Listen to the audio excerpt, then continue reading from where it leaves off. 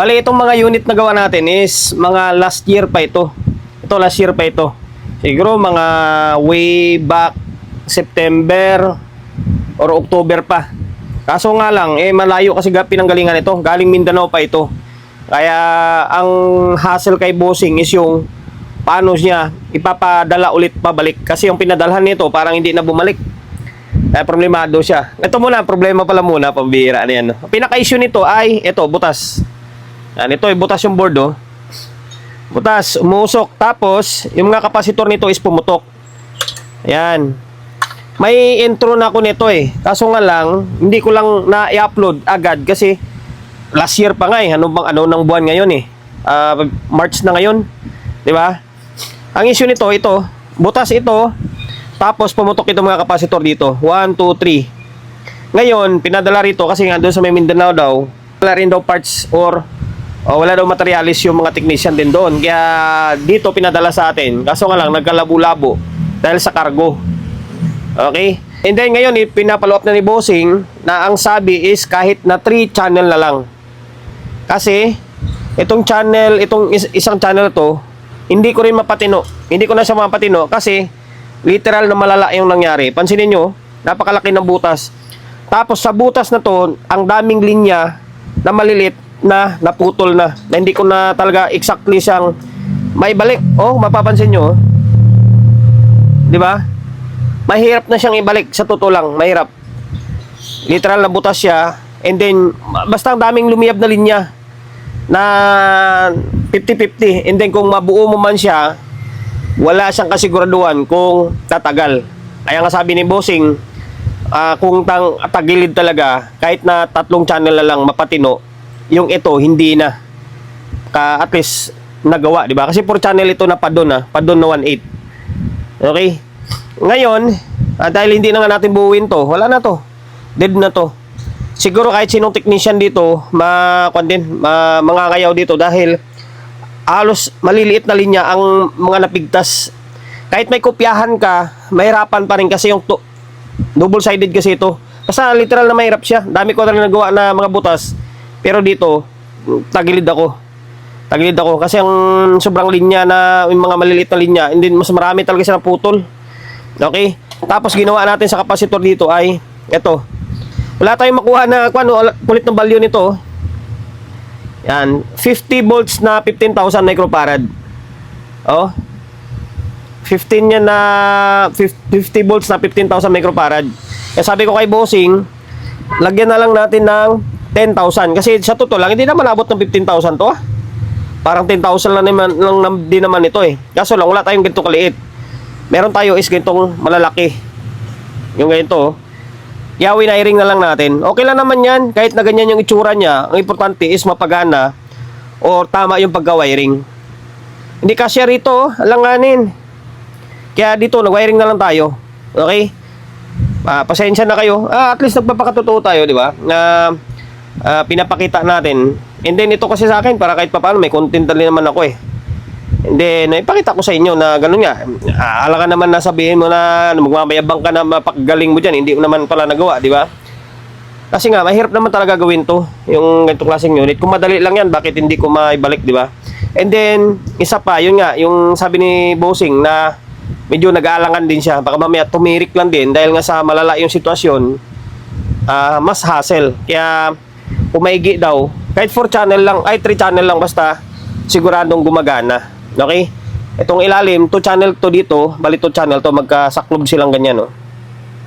Okay? Babalik natin pa rin to. Siyempre, babalik natin. Kaso lang, nakahang na yung mga wiring niya.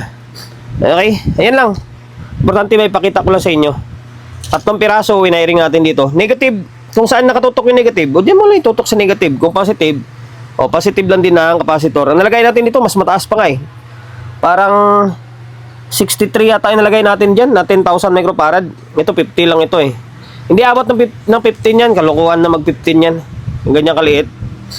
Okay. Ngayon, ito, naibalik ko na tong isa kasi ginawa ko tong kopyahan eh. Itong isa na to, binalik ko naman na. And then ito, balik ko na lang ito.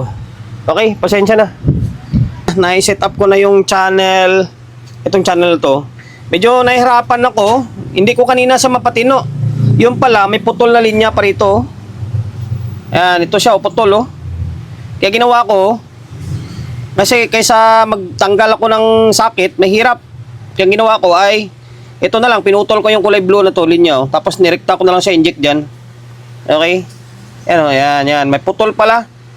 Kaya pala pag nilagyan ko ng speaker, tapos i-volume ko, nagkuhan siya, nagki-clip protect siya.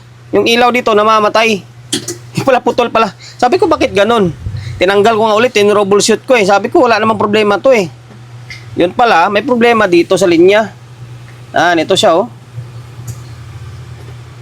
Okay, ang ito kasing channel, ito, and then yung nandito, saan ba? O yung nandito ay magkakasama. Magkakasama yan sa isang linya. Tapos yung nandito, sa baba, magkasama rin sila. Okay, kasi naka 4 channel ito. Yun lang, natanggal lang pala or na lumiyab pala yung linya. Ngayon, okay na to. Working na ito. Pakita ko sa inyo. May 3 na lang yung umiilaw. Yan, dapat ganyan sa kaliwanag, oh. Ganyan kaliwanag dapat yung ilaw niya. Kanina medyo dim siya eh. Kasi may kulang na supply. Parang Laurel. Oh, parang Laurel yata yan. Okay. Ngayon, play natin yung laptop natin, ha. Ayan, itong channel na to is ito to sa taas.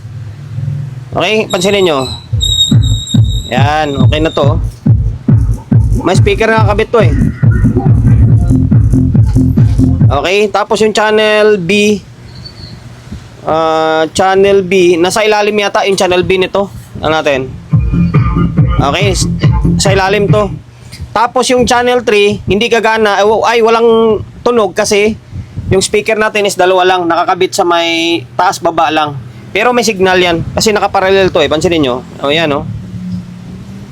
Diba? May signal siya kasi nakaparallel yung connection niya sa may likod, sa may switch niya. Okay, working na. Bali 3 na lang.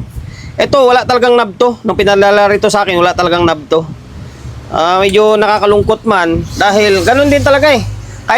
Kahit pilitin natin na mabuo, ang kuwan kasi dito, tama naman si Sir eh, baka mamaya tumirik lang dahil sa malala yung kalagayan niya. Kalahin mo yung mga nilagay ko na pyesa niyan, yung mga nasira na kuwan yan, yung ito, mga malalaki, mga nasira yan. Hindi pa kasama yung mga MOSFET dito. Okay? Kaya literal na malala talaga. Kaya alanganin. Okay na to, kay 3 channel naman, at least, diba, napatino pa. Okay, ang gagawin ko, ito, ikuan ko to, itatali natin na maayos to. Ayan, kapasitor, oh. Importante, nagawa ng paraan. Tapos ito, setup natin, kasi may kulang pa to dito eh. Okay, naibalik na natin yung lahat ng board. Ito siya, oh. Ayan, ito, nilagyan natin na sa pin to. Tapos, ito yung board na wala na, hindi natin kinaya talaga to. Or, tingin ko kahit sinong technician mangangamuti na dito kasi sobrang daming putol talaga na rin yan na maliliit. Mapapansin nyo, oh. Diba? Okay. Yan lang, 3 channel na lang pwede na yan kaysa sa hindi mapakinabangan. Kapasitor, oh, para hindi lang halata, oh. Para hindi naman halata na nandyan, oh. Hindi kasi dito, hindi siya mag-shoot. Okay, final testing, ah. Dito, nihang na natin yung supply dito, siyempre hang natin, hindi pwedeng kabit mo yan. Tapos yan, inahang natin. Yung naiwan na lang is yung supply ng fan. Okay, para yung fan, 4 na piraso pa rin gumagana. Okay, channel 1 ulit. Okay. Okay, itong channel 3 or C, may signal siya pero walang speaker. Hindi naman, lagyan natin ng speaker. Okay, saan siya? Sa baba. Ayan, tapos volume natin. Meron yan. O, ayan, o. Malakas siya kung sa malakas. Kaso lang, siguro baka na-overload dito. Okay, hanggang dito na lang, ah. Yun lang naman ginawa natin.